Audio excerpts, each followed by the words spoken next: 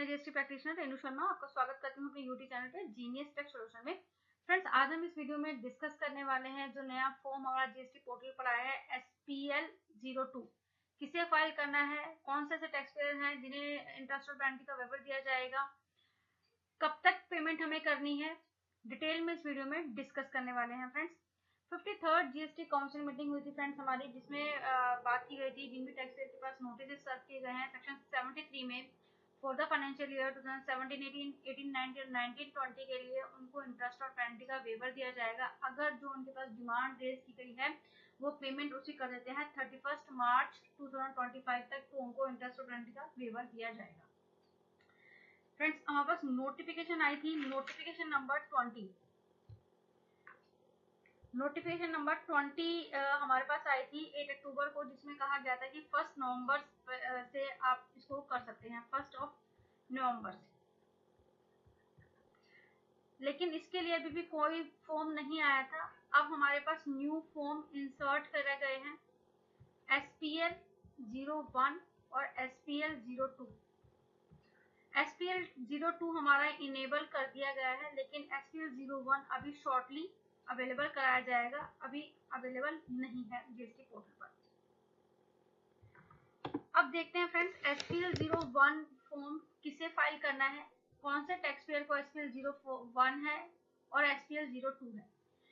Friends, जिनके पास section 73 में notice issue हुए हैं, ये एमनेस्टी स्कीम जो सेक्शन 128A के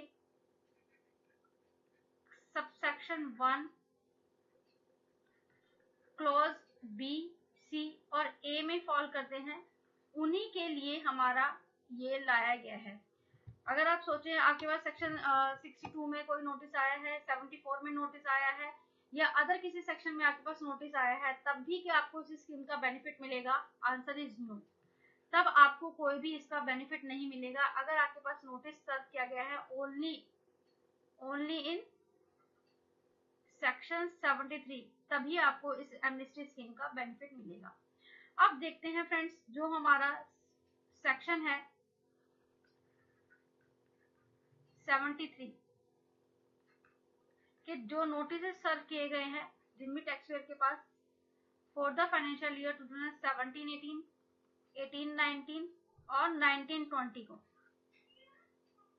नोटिस इशू हुए हैं या डिमांड रेज हुई है, उनके लिए हमारा ये आया है जो सेक्शन 128 है, ए है हमारा। कब तक पेमेंट करनी है आपको? 31 मार्च 2025 तक अगर आप पेमेंट कर देते हैं, तभी आपको इंटरेस्ट एंड पेनल्टी का जो है वेवर दिया जाएगा। ओनली सेक्शन 73 में जो नोटिस आए हैं। अब बढ़ते हैं फर्दर प्रोसेस की तरफ। SPL01 फॉर्म है हमारा,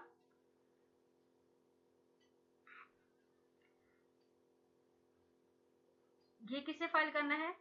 जो फॉल करते हैं सेक्शन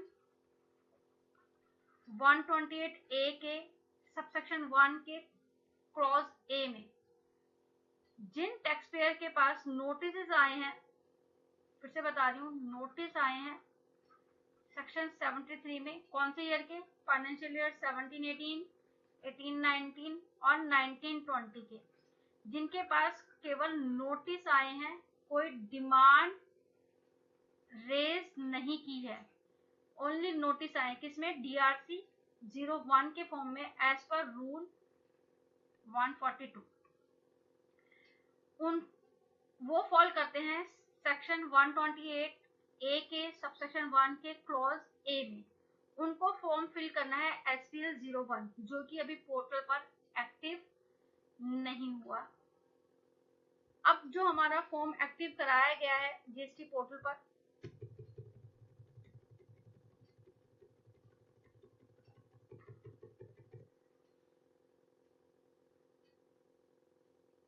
जीएसटी पोर्टल पर जो हमारा अभी एक्टिव है फॉर्म, इसको ध्यान से देखिए फ्रेंड्स। SPL02 हमारा फॉर्म है। जिन भी tax payer, GST tax payer के पास नोटिस आए हैं सेक्शन 73 में फाइनेंशियल ईयर 2017-18, 18-19 और 19-20 के लिए अगर वो पेमेंट कर देते हैं 31 मार्च 2025 तक, तो उनको इंटरेस्ट एंड पेनल्टी का वेवर दिया जाएगा, यानी कि एक तरह की एमनेस्टी स्कीम है ये।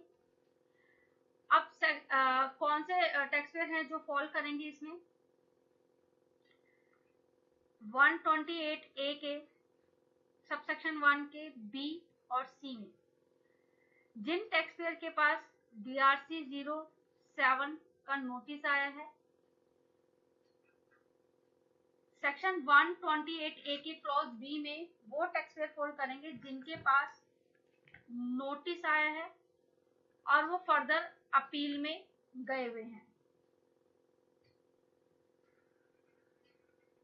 लेकिन अपील का कोई नो ऑर्डर पास नहीं हुआ, यानी कि no order passed in APL 04। केवल उनके पास DRC 07 का ऑर्डर आया है, नोटिस इशू किया गया है एज पर सेक्शन 73, तो वो फॉल करते हैं क्लॉज बी में। क्लॉज सी में कौन से टैक्स पेयर फॉल करेंगे? जिन टैक्स पेयर के पास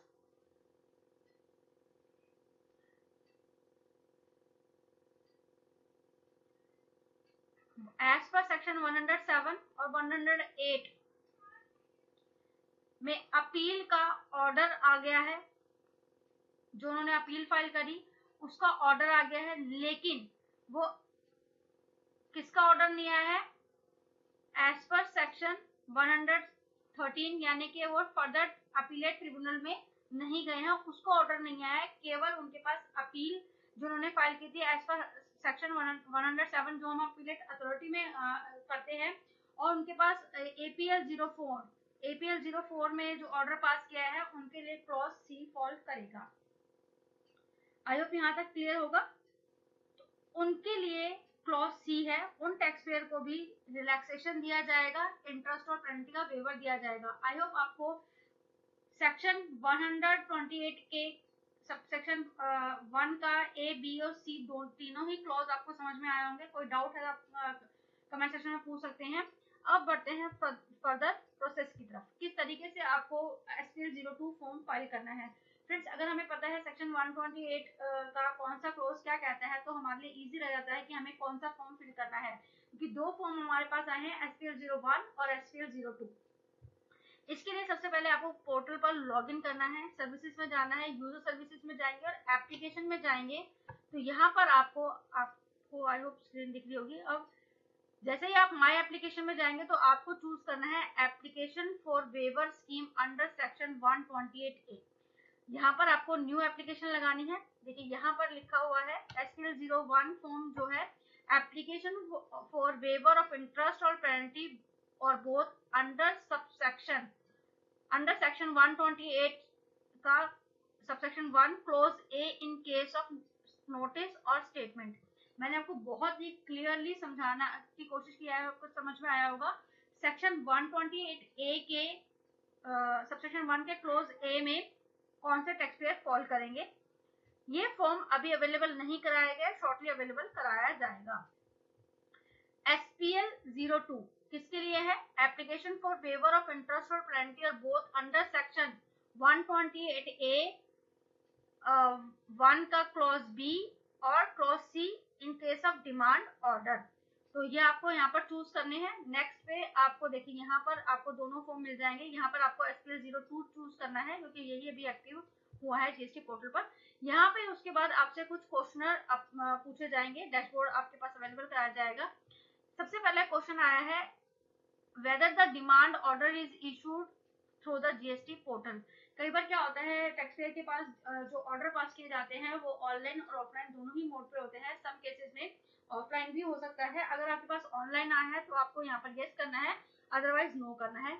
नेक्स्ट जो क्वेश्चन नंबर 2 है उसी के बेस पे आगे हमारे जो है फर्दर क्वेश्चन रिलेट करते हैं। Whether any appeal application filed against the order, क्या आपने अपील फाइल करी है? अगर आपने अपील फाइल की तो यस करना है, अदरवाइज नो करना है। अगर आप यस करते हैं तो नेक्स्ट क्वेश्चन आपको देखना है whether any application filed for the withdrawal of appeal, जो आपने अपील फाइल करी है, क्या आपने उसको विड्रॉवल किया है, नहीं किया। Whether the appeal or right petition against the order has been withdrawn before the appellate authority, tribunal, high court or supreme court. फिर नेक्स्ट आपका है कि आपके पास जो ऑर्डर इशू हुआ है सेक्शन 73 में या सेक्शन 74 में, तो वो आपको यहाँ पर चूज करना है। Whether the order covered under section 75, तो वो आपको चूज करना है। Whether the demand order included the errors refund, वो आपको यहाँ पर येस और नो चूज करना है। फ्रेंड्स, ये डिटेल फाइल करने के लिए आप अपने पास हैंडी रख सकते हैं। जो भी आपके पास नोटिस सर्व किए हैं वहां से आप उसको देख सकते हैं कि कौन से नोटिस आपके पास आए हैं। फ्रेंड्स, SPL 02 जो फॉर्म है, जिन भी टैक्स पेयर के पास नोटिस सर्व किए गए हैं एज पर सेक्शन 73, उन्हीं के लिए आया है। अदर कोई सेक्शन में आपके पास कोई नोटिस सर्व किया गया और आपसे डिमांड रेज की गई है, तो उसमें आपको इंटरेस्ट और पेनल्टी का कोई भी वेवर नहीं दिया जाएगा। और एक बात पहले ही क्लियर कर दूं, अगर आपने DRC सॉरी आपके पास कोई नोटिस आया था DRC 07 के फॉर्म में, कोई डिमांड आपसे रेज की गई थी और आपने ऑलरेडी इंटरेस्ट और पेनल्टी जमा करा दी है, तो आपको किसी भी तरह का रिफंड इसमें नहीं मिलेगा। जिनके पेंडिंग है उसी में आपको मिलेगा। आई होप यहाँ तक क्लियर होगा। ये क्वेश्चन करने के बाद आपके पास टेबल नंबर 1 आएगी, इसमें बेसिक डिटेल्स आपसे पूछा जाएगा, मोबाइल नंबर, ईमेल आईडी और जुरिडिक्शन होगा, एड्रेस आपसे मांगा जाएगा। नेक्स्ट क्वेश्चन जो है आपसे पूछी जाएगी डिमांड।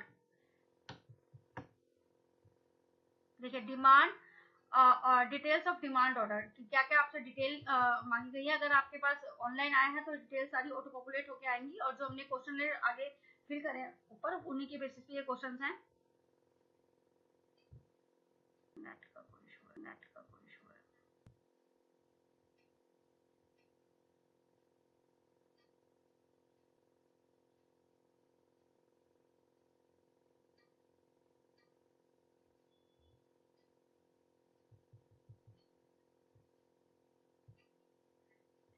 यहाँ डिमांड मांगी गई है, यहाँ पे थोड़ी सी जूम कर देती हूँ ताकि आपको दिख पाए। यहाँ पे आपसे डिमांड की जो है ऑर्डर की डिटेल्स आपको यहाँ फिल करनी है। यहाँ पे amount demanded in the order, तो यहाँ पर ये डिटेल्स है आपकी ऑटो पॉपुलेट होकर आ जाएंगी। अगर आपका ऑफलाइन है आया था आपके पास ऑर्डर, तो यहाँ पे आपको डिटेल्स अपनी फिल करनी है, फाइनेंशियल ईयर चूज करना है। फ्रेंड्स, अगर आपके पास जो डिमांड आई है वो सेक्शन 16 सबसेक्शन 4 में आपके पास कोई नोटिस हुए थे और आपको जो ITC था आपका डिसअलाउ किया गया था।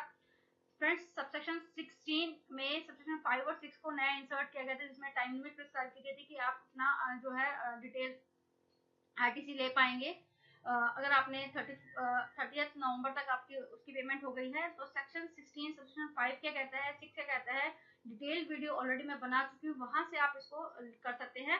अगर आपका कुछ ITC इस तरीके से डिसअलाउ किया गया था, तो वो आप सब्सिक्वेंटली अलाउ कर दिए गए, आप एलिजिबल हैं। अगर वो आपका ITC जो है सेक्शन 5 में और 6 में फॉल करता था सेक्शन 16 के, तो आपको यहाँ पर लिखना है कि कौन सी आपकी डिमांड थी जो फॉल करती थी सेक्शन 16 सेक्शन 4 में, वो यहाँ पर आपको डालनी है।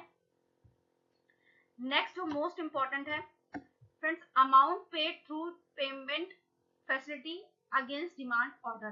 फ्रेंड्स, जो भी हमारे पास डिमांड रेज की जाती है, तो उसकी जो हमें पेमेंट करनी होती है, जो आपके पास DRC 07 आया है या APL 04 आपके पास कोई इशू हुआ है, तो जो हम उसकी पेमेंट करनी होती है वो पेमेंट टुवर्ड्स डिमांड के हेड में जाके करनी होती है। अगर आपने पेमेंट्स टुवर्ड डिमांड में करी है, तो ये डिटेल्स जो है आपकी टेबल नंबर 4 की ऑटो पॉपुलेट होकर आ जाएंगी। इन केस अगर आपने जो आपके पास नोटिस इशू हुए DRC 07 के जो आपका नोट डिमांड की गई है या APL 04 आया है, अगर आपने उसकी पेमेंट वॉलंटरी में यानी कि DRC 03 से वॉलंटरी एंड अदर बेसिस पे करी है, तो उसके लिए सबसे पहले आपको DRC 03A फॉर्म को फिल करना है। उसके बाद जो है डिटेल्स आपकी ऑटो पॉपुलेट होकर वहां पर आ जाएंगी। नेक्स्ट में कई बार जो हमारे पास ऑर्डर इशू हुआ है वो ऑफलाइन मोड पे हुआ है और आपने उसकी पेमेंट DRC 03 से करी है, तो यहाँ पर आपको अपने एरर डिटेल्स डालनी है। उसके बाद डिटेल्स यहाँ पर ऑटो पॉपुलेट होकर आ जाएंगी। उसके बाद नेक्स्ट स्टेप पे आपको अपनी जो सपोर्टिंग डॉक्यूमेंट्स हैं वो आपको यहाँ पर अटैच करने हैं। मैक्सिमम 5 आप जो डॉक्यूमेंट्स अटैच कर देते हैं।